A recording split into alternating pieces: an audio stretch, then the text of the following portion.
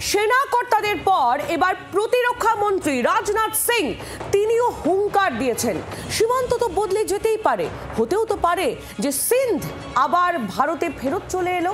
এমনই ইঙ্গিতপূর্ণ মন্তব্য প্রতিরক্ষা মন্ত্রী রাজনাথ সিং এর। তার আরো মন্তব্য, আজ সিন্ধ ভারতের অংশ নয় তো কি হয়েছে, সভ্যতাগত দিক থেকে সিন্ধ সব সময় ভারতের অংশ হয়েই থাকবে। প্রতিরক্ষা মন্ত্রী রাজনাথ সিং তার এই অত্যন্ত ইঙ্গিতপূর্ণ মন্তব্য শোনাবো আপনাদের, কি বলেছেন তিনি।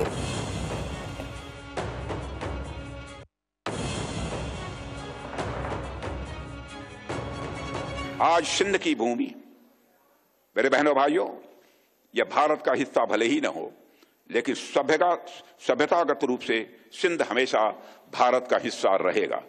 और जहां तक जमीन की बात है तो बॉर्डर्स तो बदल सकते हैं, क्या पता कल को सिंध भारत में फिर से वापस आ जाए।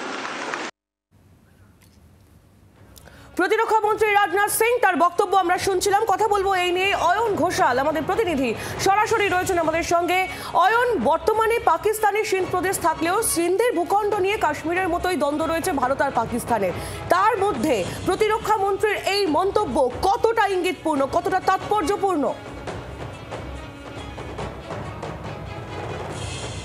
মূল প্রসঙ্গে আসার আগে চারটি নদীর নাম বলছি, একটি সিন্ধ, একটি চেনাব, একটি রিভা এবং একটি শতদ্রু বা সতলেজ। কালকে ভারতবর্ষের দুই প্রান্তে, একদিকে পশ্চিমাঞ্চলের সেনাপ্রধান এবং দেশের প্রতিরক্ষামন্ত্রী রাজনাথ সিং, তাদের বিভিন্ন মন্তব্যে এই চারটি নদীর নাম উঠে এসেছে।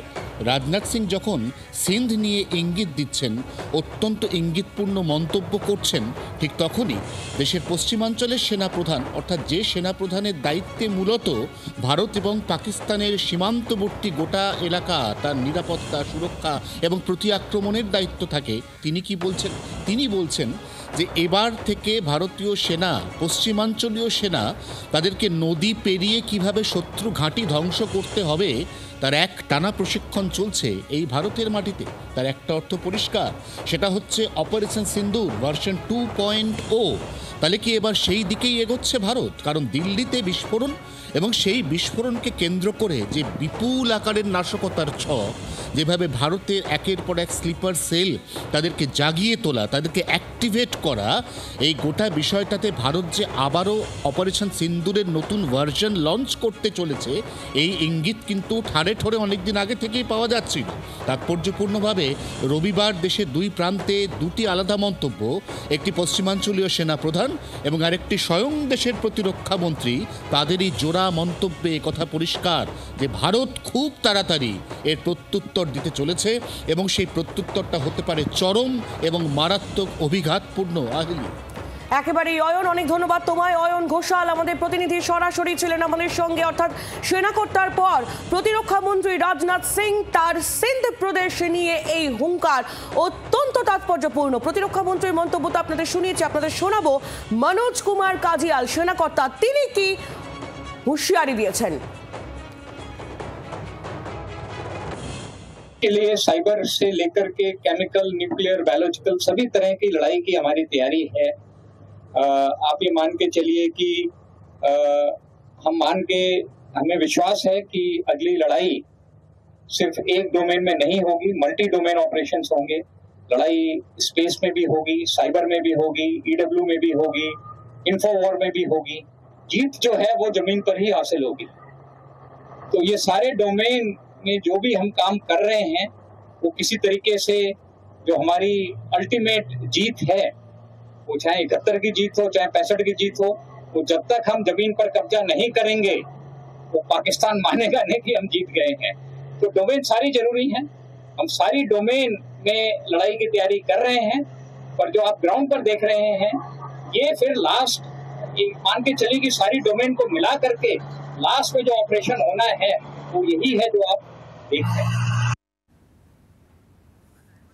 মনোজ কুমার কাটিয়াল তার বক্তব্য আমরা শুনছিলাম। কথা বলবো নিরাপত্তা বিশেষজ্ঞ রাজীব শ্রীবাস্তব এই মুহূর্তে রয়েছেন আমাদের সঙ্গে টেলিফোন লাইনে। রাজীব বাবু কি বলবেন? সেনা কর্তার পর প্রতিরক্ষা মন্ত্রী তিনিও হুঙ্কার দিচ্ছেন যে সীমান্ত তো বদলে যেতেই পারে, হতেও পারে যে সিন্ধ আবার ভারতে চলে এলো। পাকিস্তানের সিন্ধ প্রদেশ, তা নিয়ে তো বিতর্কের শেষ নেই। আর ভারত পাকিস্তানের এই মুহূর্তে যা সম্পর্ক, তার মধ্যে এই বক্তব্য রাজনাথ সিং এবং মনোজ কুমার কাটিয়ালের কতটা ইঙ্গিতপূর্ণ বলে আপনি মনে করছেন?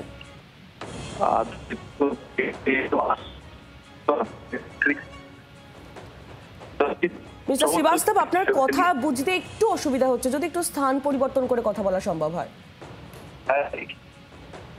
আমি বলছি যে গত মাসে এই যে আপনার সিন্ধের দক্ষিণ দিকে আছে, সমুদ্রিক আছে, ওখানে একটা মহড়া হলো। ওখানে আমাদের আর্মি চিফও গিয়েছিলেন, ওখানে আমাদের প্রতিরক্ষা মন্ত্রীও গিয়েছিলেন রাজনাথ সিং। আর এরা দুজনই ওখানে পাকিস্তানকে ওয়ার্নিং দিয়েছিল কি তোমরা যে এখানে যে সার্ক যেটা সিন্ধে আছে, তোমরা যদি কিছু করো তাহলে ওর উস্কানি দেওয়া, তাহলে তো আমাদের জবাব দেওয়া হবে। আর এটা সোজাসুজি তখন ও সময় বলা হলো যে ইন্ডিয়ান আর্মি যেরকম 1965 যুদ্ধের সময় পাকিস্তান যেটা সার্ক্রিককে আরম্ভ করেছিল, ওরকম মনে হয় পাকিস্তান কিছু করবে, আর আমাদের যতগুলো আমাদের অ্যাকশন হবে লোকালাইজ হবে। কিন্তু এই যে নতুন যেটা ওয়ার্নিং দেওয়া হচ্ছে পাকিস্তানকে পুরোপুরি সিন্ধ নিয়ে, এটা অনেক সিরিয়াস। আর এর জন্য পাকিস্তানকে তো দেখতেই হবে, কেন যে যেরকম এই দিল্লি ব্লাস্টের পর যেরকম আমাদের একটা প্রিপারেশন চলছে, যেরকম আমাদের কথাবার্তা চলছে, যেরকম লোকের সঙ্গে আমাদের আলোচনা চলছে, আর এই ডিসেম্বর মাসে তো আমাদের রাশিয়ান প্রেসিডেন্টও আসবেন। আমার মনে হয় যে আমরা একটা প্রস্তুতি নিচ্ছি যে এবার যেটা আছে আমাদের অ্যাকশন যেটা আছে শুধু পাক অকুপাইড কাশ্মীরে নয়, পাঞ্জাবেও নয়, এবার সিন্ধও চলবে। এটাই প্রতিরক্ষা মন্ত্রী বলতে চাইছেন। বাংলার আওয়াজ, বাঙালির আবেগ, জি 24 ঘন্টা।